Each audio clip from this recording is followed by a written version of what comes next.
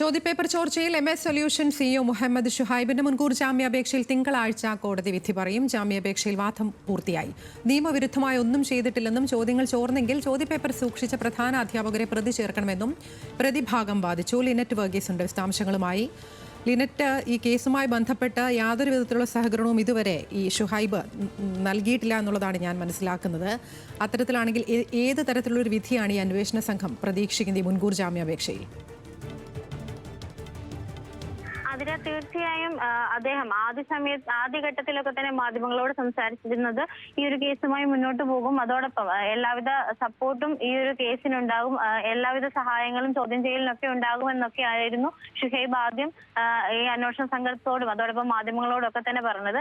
പിന്നീട് ആണ് ഇദ്ദേഹത്തിനെ പെട്ടെന്ന് ഒളിവിൽ പോകേണ്ട ഒരു സാഹചര്യം ഉണ്ടാകുന്നത്. കാരണം കേസ് കുറച്ചും കൂടെ മുറുകിയ ഒരു സാഹചര്യമായിരുന്നു.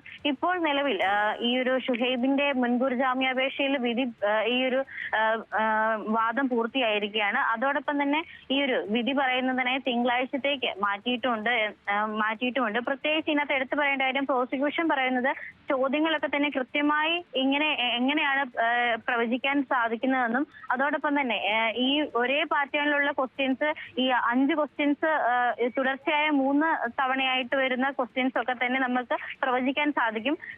പക്ഷേ എങ്ങനെയാണ് പുതിയ ക്വസ്റ്റ്യൻസ് വരുന്നതും പാറ്റേൺ ഒക്കെ മാറുന്നതും ഒരാൾക്ക് കൃത്യമായി ക്വസ്റ്റ്യൻ പേപ്പർ കാണാതെ പറയാൻ സാധിക്കുക എന്നത് ദുരൂഹതയാണെന്നും അതോടൊപ്പം ഷുഹൈബിനെ ചോദ്യം ചെയ്യേണ്ടത് അനിവാര്യമാണ് എന്നാണ് പ്രോസിക്യൂഷൻ വാദിച്ചിരിക്കുന്നത്. പ്രത്യേകിച്ച് ഈ ഒരു മുൻകൂർ ജാമ്യാപേക്ഷ നൽകരുത് എന്ന് തന്നെയാണ് അവർ വ്യക്തമാക്കിയിരിക്കുന്നത്. ഇവർ കോടതിയിൽ ഈ ഒരു റിപ്പോർട്ട് സമർപ്പിച്ചിരുന്നു. ഈ റിപ്പോർട്ടിലൊക്കെ തന്നെ പറയുന്നത് ഈ ഷുഹൈബിന് നേരെയുള്ള ഒരുപാട് കാര്യങ്ങളാണ്. പ്രത്യേകിച്ച് ഈ ഒരു 2-3 തവണയായിട്ട് പ്രവചിച്ച ക്വസ്റ്റ്യൻസുകൾ ഉൾപ്പെടെ നിരത്തിയിട്ടാണ് ഈ ഒരു അന്വേഷണ സംഘം ഈ കോടതിയിൽ റിപ്പോർട്ട് സമർപ്പിച്ചിരിക്കുന്നത്. ഇതൊക്കെ തന്നെ വ്യക്തമാക്കിക്കൊണ്ടുള്ള വാദമായിരുന്നു പ്രോസിക്യൂഷന്റെ ഭാഗത്തു നിന്നുണ്ടായിരുന്നത്. പ്രതിഭാഗമാകട്ടെ അപ്പുറത്ത് ഒരാൾ ഇല്ലാതെ എങ്ങനെയാണ് ഗൂഢാലോചന നടത്താൻ പറ്റുക എന്നും പ്രതിക്കെതിരായ 3-4 ആരോപണങ്ങൾ നിലനിൽക്കില്ല എന്നും വ്യക്തമാക്കിക്കൊണ്ടുള്ള വാദമായിരുന്നു ഈ ഒരു പ്രതിഭാഗത്തിന്റെ ഭാഗത്തു നിന്നുണ്ടായിരുന്നത്. അന്വേഷണത്തിനും തയ്യാറാണെന്നും കുറെ ചോദ്യങ്ങൾ പ്രവചിച്ചു അല്ലാതെ മറ്റൊന്നും ഇതിൽ നിന്ന് ഉണ്ടായിട്ടില്ല എന്നും വ്യക്തമാക്കിക്കൊണ്ടാണ് പ്രതിഭാഗം വാദിച്ചിരിക്കുന്നത്. ഗൂഢാലോചന എന്ന് പറയുമ്പോൾ ഇതിനകത്ത് ഇന്നലെ സമർപ്പിച്ച റിപ്പോർട്ടിലും ആര് ഗൂഢാലോചനയ്ക്ക് കൂട്ടുനിന്നു എന്നും ഈ ഉദ്യോഗസ്ഥരുടെ പേരുകളൊന്നും വ്യക്തമാക്കിയിട്ടില്ല എന്നും ഒക്കെ തന്നെയാണ് പ്രതിഭാഗം വാദിച്ചിരിക്കുന്നത്.